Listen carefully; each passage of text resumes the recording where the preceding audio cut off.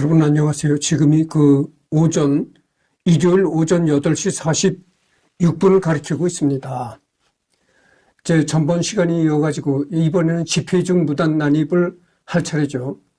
2016년 11월 10일 박근혜 최순실 게이트가 원인이 되어 광화문 광장에서 열린 대규모 촛불 집회에 예정에도 없이 연단에 난입하여 마이크를 뺐다시피 하였고 원고까지 들고 와서 수분여에 걸친 장광연설을 했다. 당시 사회자가 제지하려고 한 것이 무례했다는 일부 팬들의 비난도 있으나 예전에 없던 순서에 갑자기 무대에 난입해서 행사 공식 스케줄까지 망쳐가며 자기 하고 싶은 말을 끝까지 다한 것은 김용옥이 비판받아 마땅할 일이다. 게다가 그 내용이 대한민국 시국에 관한 이야기였다면 그나마 이해해 줄 수 있었으나 그가 말한 내용은 대부분 중국에 대한 것과 중국과 한국의 관계에 관한 이야기로서 집회 성격과 무관했다. 즉 개인 주장을 퍼뜨리기 위해 집회를 이용한 꼴이 되었다. 그래서 2016년 11월 12일 달에 이제 박근혜 최순실 게이트가 터져가지고 광화문 광장에서 이제 촛불 시위가 열렸는데 그 자리에서 이제 김용옥 교수가 마이크를 뺐다시피 해서 연단에 이제 올라왔다는 거죠. 그래가지고는 수분여에 걸쳐서 박근혜 최순실 게이트와는 상관없는 그런 얘기들을 이제 펼쳤다 이런 얘기입니다. 근데 이런 해프닝은 20년 이상 전부터 계속 있어 딱히 새롭지도 않은 일이었다. 고대 시절엔 화장실 못 가게 문 막고 몇 시간이고 계속 장광설을 늘어놓았던 적도 있다. 인품을 한번 봅시다. 인품은 여기 뭐 안 나오네요. 독선. 이 여러 가지 일화들을 보면 알겠지만 대단히 자기 중심적으로 자신만의 잣대로 타인을 사정없이 공격하면서 정작 자신에 대한 비판은 참지 못하는 독선적인 면모를 자주 보여왔다. 그의 주장들 중에는 억지 주장도 존재한다. 특히 역사학 분야나 중국 관련 분야는 학부생 수준의 지식으로도 충분히 반박이 가능하다. 그 다음에 오만함. 그러니까 전부 시간에도 내가 얘기했지만 이 도올 교수님은 아주 굉장히 좌파적인 그런 속성을 가지고 있다. 내가 이런 얘기를 했잖아요. 그래서 이 좌파적인 그런 인식을 갖고 있으니까 그렇게 좌파적인 인식을 갖고 있는 분은 이 역사를 이제 얘기하는데도 굉장히 좀 왜곡을 시킬 수가 있다. 이런 얘기입니다. 오만함. 2017년 출간한 도올의 로마서 강의에서도 김용옥의 자부심 내지는 안하무인이 드러나는데 이를테면 독일 성서신학자 볼트만의 서적들을 설려본 사람은 자신과 허혁 교수 정도일 것이라는 말을 했다. 허혁 교수, 이화여대 기독학과 성서신학 교수 1997년에 작고했다. 1997년에 이 허혁 교수는 이제 세상을 떠났다고 하네요.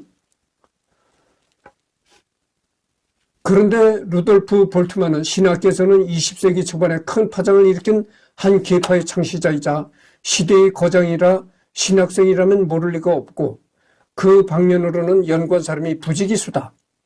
까놓고 말해서 우리나라의 한 화학교수가 발간한 서적에서 푸엔카레의 위상수학 또는 맥스웰의 전자기하학을 국내에서 설립한 사람이 자신과 동료 아무개 교수뿐이라고 적었다면 수학계는 물리학에서 어떤 반응을 할까? 보수적 교단이나 신학자들이 루돌프 볼트만의 주장에 학을 떼긴 했지만 오히려 그것까지 그렇기 때문에 까고 반박하기 위해서라도 더욱 볼트만의 책을 부여잡았다. 이 얘기는 그죠. 성서신학자 볼트만의 서적들을 설립한 사람이 이제 자신과 허혁 교수뿐이다. 이 얘기는 너무 오만한 얘기다. 그죠. 이런 글은 종종 그의 다른 책에도 나온다. 밑도 끝도 없는 이런 발언이 몇십 년 전에는 먹혀들어서 천재라는 평을 얻었지만 지금은 한국 사회가 그렇게 만만하지 않다. 정작 그 천재적인 두뇌로 한국 사회나 학문 발전에 어떤 족적을 남겼는지가 명확하지 않다. 물론 자신의 명성이나 부를 쌓는 데는 도움이 됐겠으나 한국 역사에서 김영옥을 지운다 한들 한국 사회나 학문이 크게 후퇴할 것이라고는 생각할 수 없다. 그가 자랑스럽게 주장하는 기철학이 없어진다 한들 학교에 영향을 미칠 게 있을 리가 없다. 이런 얘기죠. 그러니까 뭐 여러 지금 기존의 대학에서 이제 교수로 재직하고 있는, 그러니까 철학 분야의 학문에 재직하고 있는 교수들이 김영옥 교수에 대해서 많이 공격을 한다는 거죠. 학문적으로는 저는 뭐 어떤 실적이 없다. 그런데 무슨 천재냐 뭐 이런 식으로 학문적 평가는 시간을 두고 지켜보는 것이지 동시대 학자나 일반인이 함부로 판단할 수 있는 것은 아니라는 주장도 있으나, 그렇다고 동시대 학자나 일반인의 판단은 무조건 틀렸다거나 가치가 없다고 볼 수도 없다. 아인슈타인이나 소크라테스가 당대에 무시당했나? 미술작품의 경우 후대에 재평가되는 경우도 있으나 이건 미적 주관적 가치 판단의 영역이지 학문의 영역이 아니다, 이런 얘기입니다. 그래서 미술작품이란 거는, 미술작품 같은 게 이제 대부분 그 미술작품을 그린 화가는 살아생전에는 뭐 별로 빛을 못 보다가 죽어서 빛을 보는 경우가 허다하죠. 이제 뭐 우리나라에도 많잖아요. 뭐 박수근 화백, 그 다음에 이중섭, 뭐 이런 사람들도 다 이제 살아생전에 빛을 못 보다가 이제 세상을 떠난 다음에 빛을 봤죠. 그러나 그것은 어디까지나 미술작품이지 학문이 아니다, 그죠? 학문은 사실과 논리에 기반했을 경우에야 가치가 있다. 지동설의 경우 이론이 주장하는 바가 실제 관측 결과와 정확히 맞아떨어졌기에 훗날 인정받게 된 것이다. 만약 단순히 천동설에 대한 반발심으로 지동설이 맞다고 주장했거나 그냥 근거 없이 예측을 했다면 설사 훗날 맞는다고 밝혀져도 별다른 가치를 인정받지 못했을 것이다. 애당초 김영옥이 주장한 기철학은 형이상학적이기 때문에 실증적인 근거로 논한 이론 자체가 아니므로 팩트로 시비를 논박할 수 있는 사안도 아니며 현대의 철학자들이 감히 범접 못할 고도의 철학 이론도 아니다.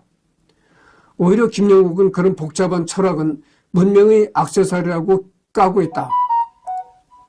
한 가지 확실한 것은 현대의 철학자들이 이해를 하지 못해서 외면한 것은 아니라는 점이다. 김영옥 교수가 주창한 기철학은 고도의 형이상학적인 문제이기 때문에 이것을 어떻게 증명해낸다거나 검증할 수 있는 방법이 없다. 그렇죠? 그렇기 때문에 이런 기철학에 대한 시비를 가지고 뭐 이것을 철학적으로 맞느냐 틀리냐 이것을 논쟁을 벌일 수도 없는 거고, 그렇다는 얘기죠. 달라이 라마를 만나러 인도에 갔을 때 일화를 달라이 라마의 한 측근이 책에서 남겼는데 수많은 카메라맨들을 거느리고 나타나 시종일관 오만한 태도로 달라이 라마를 대했으며 약속 시간도 지키지 않았다고 한다. 뭐 그렇습니다. 그래서 이 도울 김영옥 교수는 상당히 비판하는 세력도 만만치 않다, 이런 얘기죠. 곡하가세, 나는 나의 아내를 사랑한다. 근데 나는 이 순간 노태우를 더 사랑한다. 그래서 나는 편지를 쓴다. 왜냐? 노태우는 이미 개인이 아니다. 그는 개인이로도 보편 세계사적 개인이다. 철학자인 나는 그 노태우라는 개인의 보편성을 사랑하지 않을 수 없다. 때로는 나의 아내보다도 더 아내가 들으면 섭섭하겠지만 당신은 1932년 12월 4일에 태어나셨다. 그때 누군지 모르지만 이 우주의 길을 갓쓴 당신에게 태우라는 매우 좋은 이름을 지어주셨다. 제가 동양 철학을 전공하는 관계로 장명도 많이 하고 성명 철학에도 또 일가견이 있기 때문에 규탐하는 마리오나 태우라는 이름은 썩 좋은 이름이며 미래에 대해 형안이 있는 자의 장명이 옳다. 모차르트의 오페라 연주를 바라보는 살리에르처럼 저는 위대한 당신을 바라보았다. 이건 이제 1990년 신동아 1호로 김영옥 교수가 기고한 노태우 대통령께 아뢰입니다에서 일부분을 발췌했다는 것이죠. 여기 보면은 아주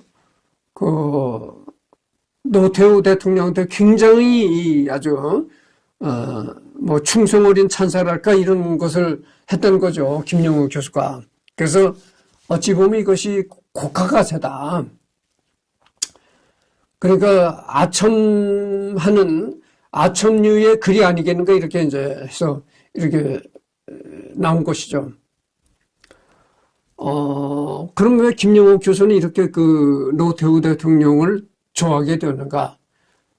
노태우 대통령은 참 대통령으로서 한 일이 많죠. 뭐, 국민의료보험인가 그것도 만들었고, 그 다음에 국민연금이란 제도도 만들었고, 또 더욱이 큰 공적이라는 것은 북방 외교를 펼쳐가지고 전혀 우리가 외교 관계가 없던 소련과 중국까지 이렇게 외교 관계를 맺는, 그래서 대한민국의 외교가 확실히 범위가 넓어지고 완성이 되는 그런 외교력을 발휘했다.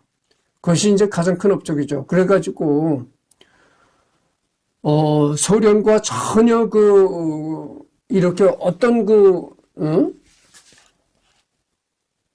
교류가 없었던 소련과 중국과 외교 관계를 맺음으로써 공산권 내에 이렇게 비밀리에 숨겨져 있던 많은 유교 관련 문건도 우리가 갖게 되었고 이렇단 얘기죠. 그래서 이 김영옥 교수는 좌파적인 속성을 가진 분이기 때문에 소련이나 중공과 외교 관계를 맺었던 노태우 대통령을 굉장히 높게 평가하는 것이 아닌가. 그러니까 김영옥 교수는 좌파적인 그런 이렇게 적인 그런 속성을 갖고 있기 때문에 공산권의 나라를 상당히 아주 찬양하는 이런 발언을 많이 하거든요.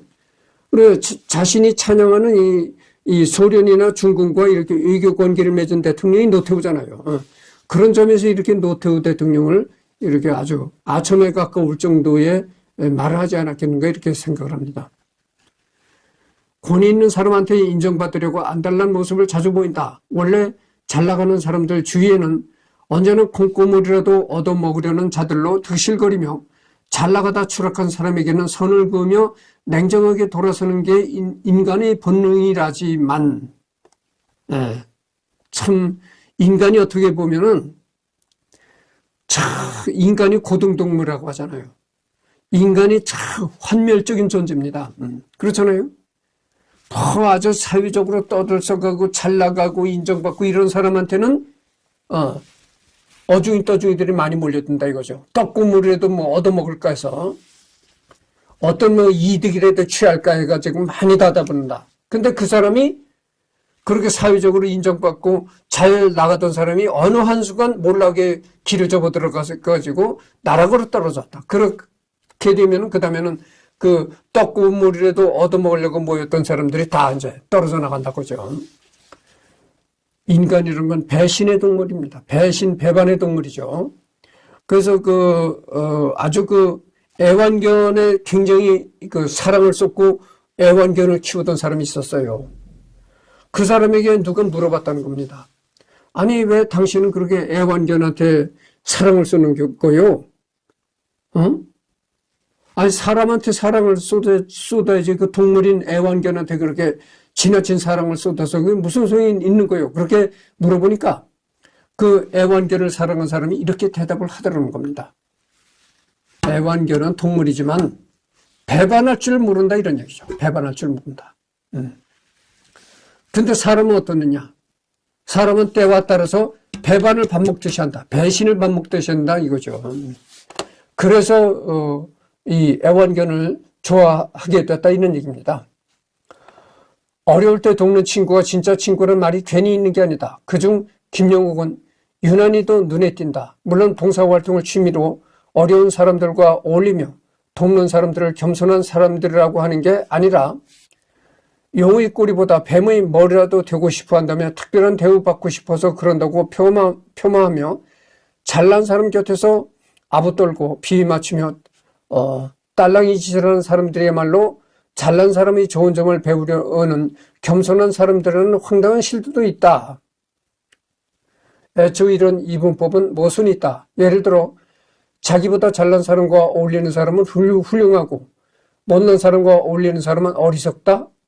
다들 자기보다 잘난 사람과 어울리려 하면 잘난 사람과 어울리는 게 불가능해진다.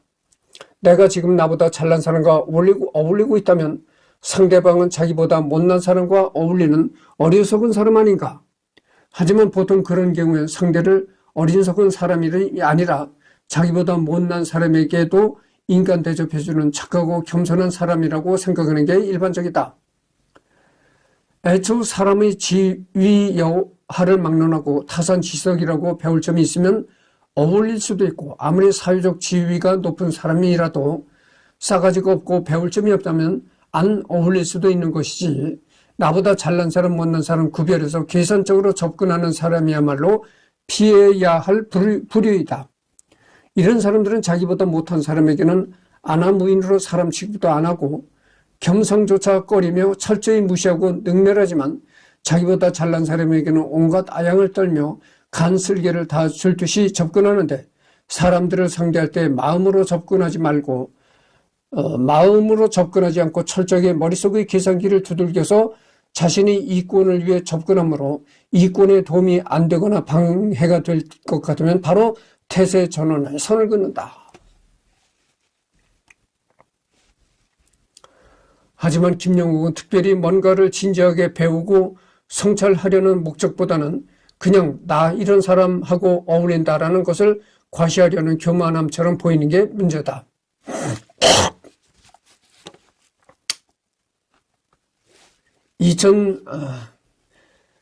2007년 문국현이 대선 후보로 나서자 그의 자서전격 저서에 찬양하는 헌정사를 써서 바쳤다. 안철수가 차기 대선 주자로 한창 주가를 올릴 무렵에는 그를 찬양하는 논조로 글을 내더니 자기 사인이 담긴 저서를 안철수에게 보냈는데 그게 무시당하자 혹독한 비판을 했다. 또한 고려대 철학과 제자였던 충남지사 안희정이 당내 유망 대선 주자로 떠오르자 중앙일보의 주선으로 대담을 하면서 온갖 미사역으로 장식된 글을 헌정한 바 있다. 또 문재인이 대통령이 되어 문재인 정부에서 적폐 청산을 위한 개혁을 시작하니 이를 적극 지지하는 논설을 썼다. 하지만 결국 문재인이 개혁 과제를 완수하지 못하고 정권 재창출에 실패하고 나서는 여전히 문재인을 성역화하는 문바들까지 사자후를 토해가며 맹렬하게 비판했다. 그래서 이 고려대 교수직을 그만둔 다음에는 이렇게 아주 굉장히 정치에 관심이 많고 자기의 그 정치적인 의견을 이렇게 개진하죠. 그러나 고려대 교수 때는 그러지 않았다 그죠. 예, 고려대 교수 할 때는 이제 다른 교수들이 시국선언을 하려고 하니까 거기에 이제 서명까지 이제 하지 않는 그런 정치와는 일절 이제 관심이 없는 그런 행동을 했다가 나중에 교수를 그만두고는 이렇게 아주 정치에 상당히 관심이 많고 그런 이제 일을 했다는 거죠. 다른 언플성 책으로는 대우 측에서 김영국한테 모든 경비를 제공하여 김우중의 출장에 동행하고 난 후 쓴 기획문인 대화가 있다. 이 저서에서 김영국은 상당히 김우중을 미화했는데 당시 김우중은 다른 재벌 회장에 비하면 매우 이미지가 좋았기 때문에 어쩔 수 없는 측면도 있지만 어쨌든 IMF 이후에 밝혀진 김우중의 비리를 보면 이 책은 김용욱의 흑역사가 되었다. 그러나 그룹 이미지 개선을 위한 것으로 보기에는 이 책은 거짓투성이었다. 이 책에서는 자신이 소명의식으로 기업을 하며 대우는 비생산적인 서비스업은 절대로 손 안 대고 자기는 자녀들에게 절대로 재산을 물려주지 않겠다는 식으로 이야기했다. 실제 김우중은 자신을 전문 경영인이라고 자처하고 대우 사태 직후에도 2, 3년 안에 자식들에게 물려주기 없이 물러날 것을 채권단에 약속했다. 그리고 이 말은 다른 의미로 사실이 됐다. 인터뷰나 TV 강연 등을 통해서 각종 인물, 단체 등에 대해서 이러쿵저러쿵 평가를 하는 경우가 많은데 그가 가지고 있는 기준은 단 한 가지. 자신과의 친소이다. 자신 정치인과 같이 영향력 있는 높은 사람이 자신을 우대하고 만나주면 용비어천가 써주고 자신을 무시하고 안 만나주면 막말로 비난한다. 예를 들어 이명박이 시장 시절에 만나주니 칭찬하다가 대통령이 되고 나서 안 만나주니 역적 취급을 했다. 안철수는 한번 운을 띄워봤는데 그로부터 무시당하니 곧바로 비난한다.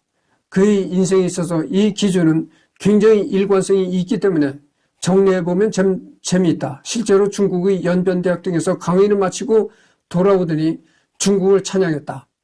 말을 약간 바꾸자면 중국 측에서 그를 잘 이용하고 있다고 볼 수도 있다. 민족주의적 관점에서 중국을 비판하기도 했으나 친중 정책의 비호 아래선 중국을 찬양했다. 이후 중국이 다시 셀프 개헌으로 일당 독재를 시작하니 멋쩍어하는 모습을 보이는 게 재미있기도. 아주 오래전부터 중국을 잘한다고 자화자찬을 늘어놓았던 본인이 누구나가 알고 있는 중국의 사회, 정치 제도의 병폐를 간파하지 않으려 들고 찬양하다 뒤늦게 후회하는 모습은 그가 시대를 보는 해안이 있다기보다 그저 대세의 빌부터 자신의 위치를 수정하기 바쁜 인물임을 보여준다. 그래서 이명박이는 이제 시장 시절에 김영옥이를 이제 부르니까 그때는 이명박이를 이제 굉장히 좋게 얘기를 하다가 대통령이 되고 나서 김영옥이를 안 만나주니까 그때서부터 이명박이를 비난했다. 그리고 또 안철수한테 또 한번 접근을 해보려고 운을 띄워봤는데 안철수가 아주 냉랭하게 굴더라. 그 다음부터 안철수를 아주 비난하는 그런, 그러니까 모든 것은 자기 자신으로 자기 자신의 관점에서 자기 자신한테 잘 대해주는 사람은 아주 축겨 세우는 그런 논리를 세우고 자기 자신한테 별 관심이 없거나 무시하는 사람은 아주 싹 무시하고 비판하는 그런 자기 자신 위주의 그런 논리를 펴고 이랬다 이런 얘기죠. 사실 이는 또한 역설적이게도 김영옥이 학교에서 차지하는 위상을 간접적으로 드러내주는 사례라고 볼 수 있다. 과거 황우석 박사가 잘 나갈 때 여야를 막론하고 정치인들이 서로 잘 보이려 달려들던 구찬 모습을 기억하는가. 원래 자신이 지위가 열등할 때 돋보이는 방법 중에 하나가 바로 지위가 높은 사람들에게 딱 달라붙어 후광 효과를 누리는 것이다. 한마디로 호랑이 위세를 빌릴 여우로 생각하면 되겠다. 만약 김영옥이 자체적으로 학계 유명한 석학이라면 구찬 모습을 보일 필요 없이 정재계의 유명 인사들이 김영옥에게 앞다퉈 만나달라고 했을 것인데 안타깝게도 김영옥은 정반대로 본인이 유명 정치인에게 붙거나 심지어 낙곰수에 출연하며 낙곰수 유명세를 등에 업고 인지도를 높였다 이런 얘기죠. 내가 언젠가 이 얘기를 했잖아요. 내가 이 조회수를 늘리는 방법을 내가 잘 알고 있다. 그러니 그걸 실행하지 못하고 있다. 예를 들어서 내가 지금 아주 유튜브라는 탈북민 중에 조회수가 10만, 20만 막 올라가는 그런 탈북민이 있다. 그런 탈북민을 내가 초청에다가 그런 조회수를 많이 이제 몰고 다니는 그런 유튜버를 초청에다가 대담 프로를 진행한다. 단순히 조회수가 10만, 20만 올라가는 거죠. 그런 방법을 내가 알고 있으면 내가 실행을 못한다고 언젠가 얘기를 했는데, 그러니까 즉 나쁘게 말한다면은 좋게 말한다면 남의 후광을 업어가지고 조회수를 올리는 거고, 나쁘게 말한다면 이제 남에게 빌붙어서 조회수를 올린다 이런 얘기가 되겠죠. 그런데 이 김영옥 교수가 이제 그런 식이라는 거죠. 남에게 후광을 얻고, 남의 후광을 얻고, 나쁘게 말한다면 남의 빌붙어서 이런 식이라는 거죠. 이 김영옥 교수님은 내가 아는 이 유튜브를 보지 않으라고 생각합니다. 근데 내가 전번 시간에도 얘기를 했지만 나는 김용옥 교수에게 어떤 뭐 개인적인 감정이 전혀 없습니다. 이것이 이렇게 김용옥 교수를 비판하는 데는 이 김용옥 교수가 많은 그 사회 활동을 했기 때문에 이렇게 김용옥 교수가 그동안에 이 사회 활동을 하면서 해온 행적이 굉장히 자료가 많습니다. 분량이.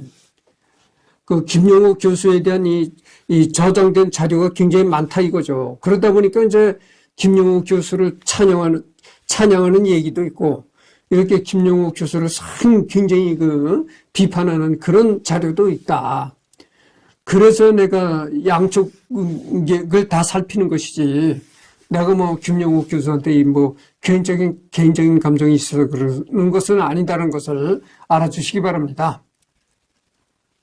김용옥이 학계에서 차지하는 위상을 고려한다면 현재 김용옥의 과분한 인지도의 배경에는 이런 노력들이 역할을 무시할 수 없다. 원래 능력이 안 되는 자가 출세했다면 그것은 의뢰 연주를 잘 타서 올라오기 마련이다.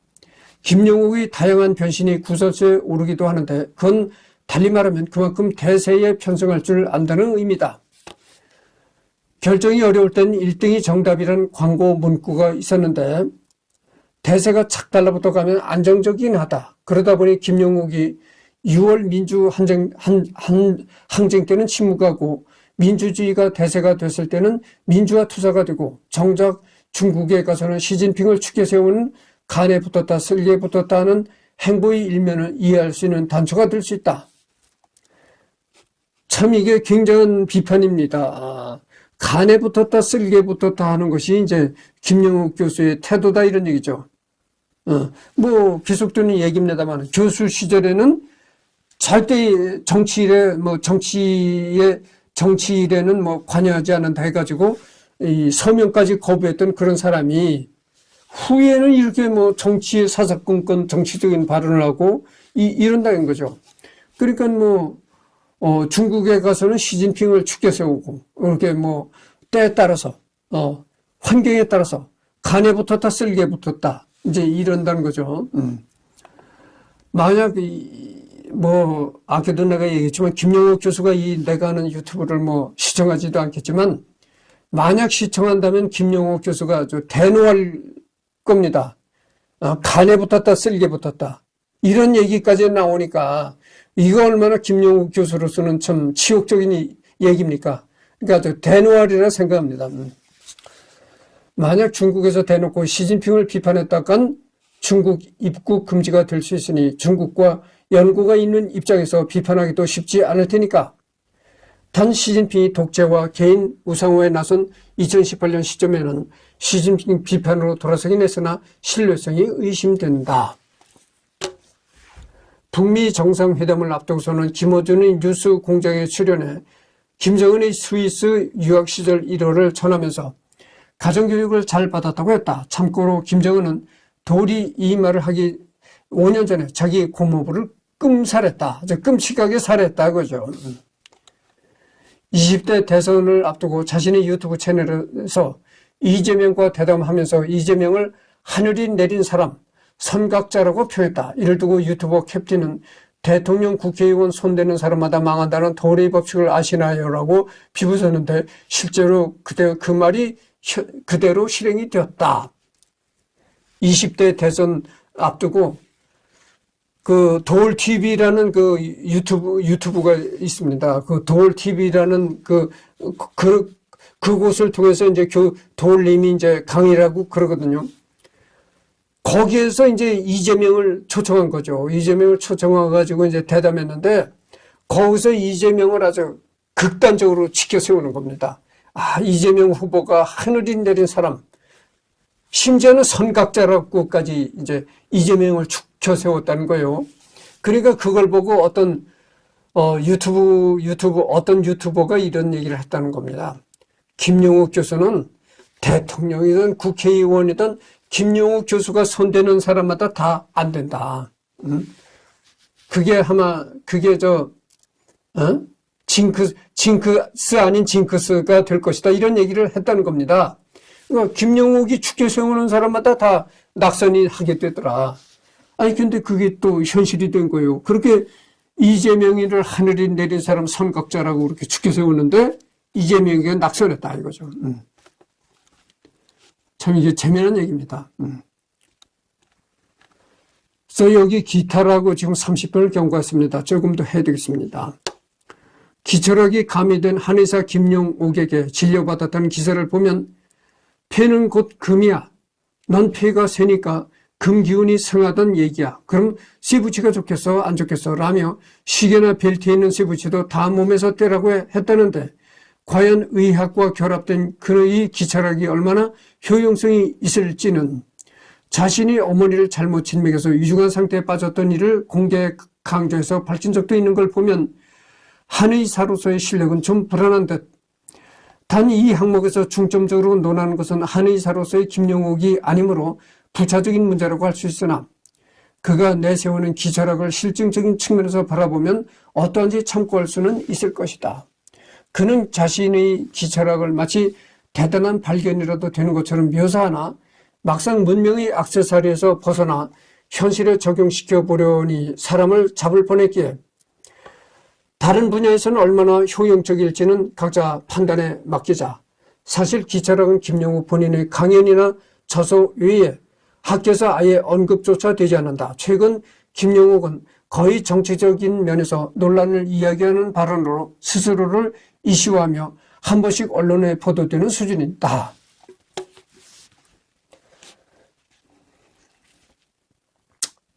그래서 한때는 대학로에서 대학로 서울에 가면 해화동이 있습니다.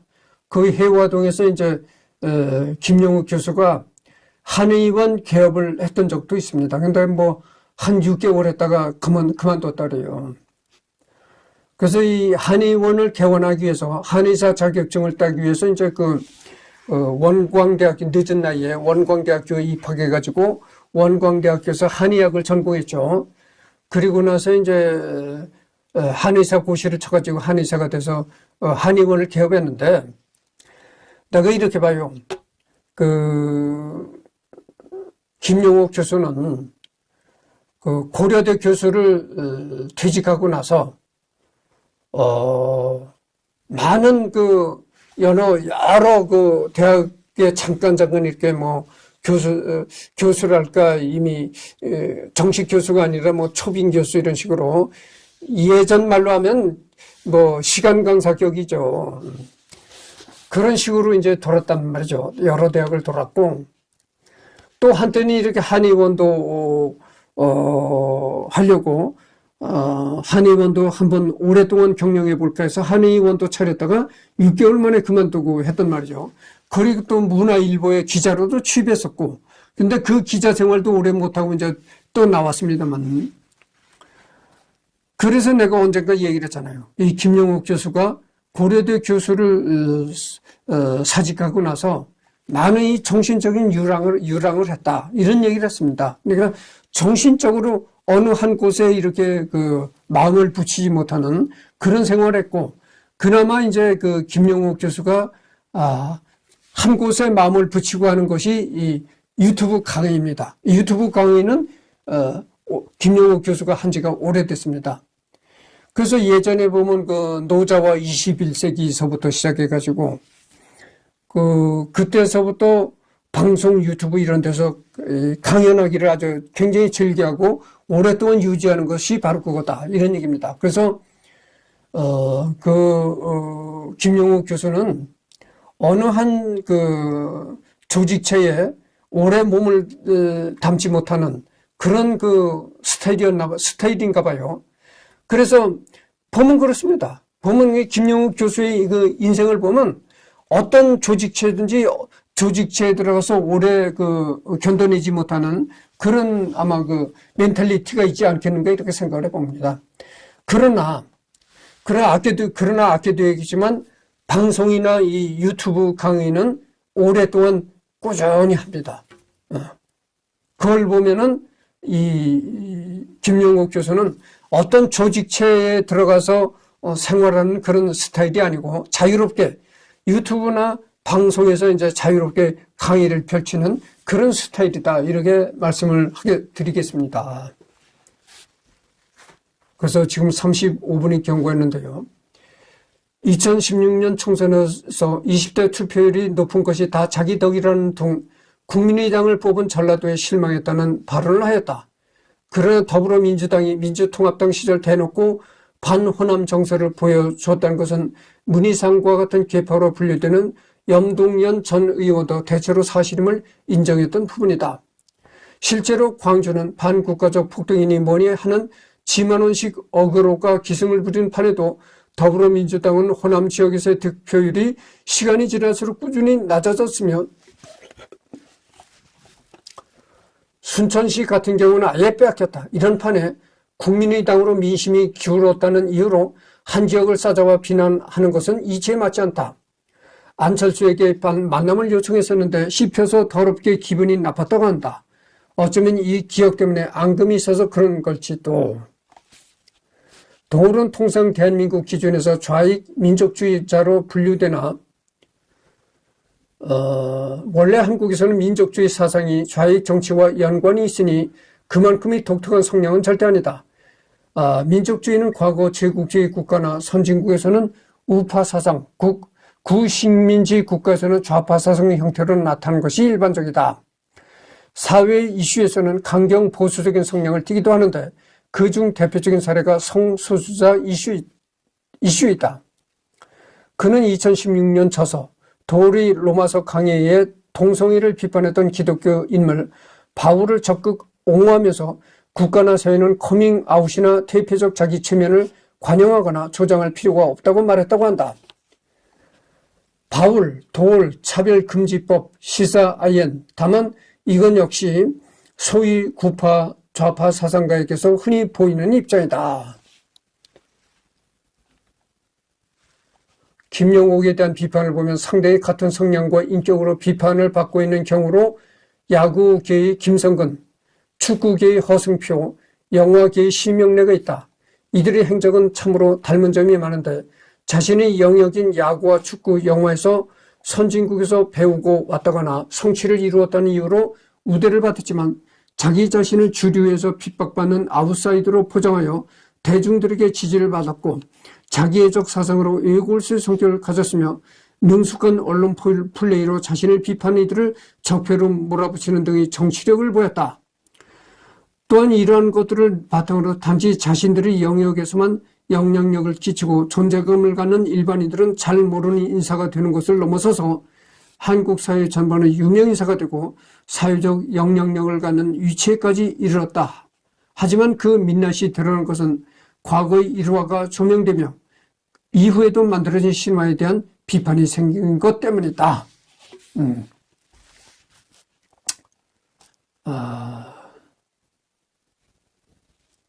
지금 38분을 경과했는데요. 이 김영호 교수는 야구 감독이었던 김성근, 그다음에 축구의 허승표, 영화계의 심영래 이런 사람들과 아주 비슷한 면모가 있다고 하죠. 그게 뭐냐면은 이 언론 플레이에 아주 능숙하다는 거죠. 언론 카메라 앞에 서가지고 자기가 마치 이 기존의 어떤 세력들에서 핍박받는 아주 그런 핍박받는 참 존재, 그러니까 핍박받는 이단아 같은 그런 존재로 자기를 부각시킨다는 거죠. 그래가지고 그 결과로 사회적인 명성까지 얻는 그런 결과를 가져온다 이런 얘기입니다. 그래서 이제 언론에 이렇게 자주 이제 모습을 드러내가지고 그 자리에서 이제 아까도 얘기했지만 기존 세력들한테 어떤 그 핍박을 받는 그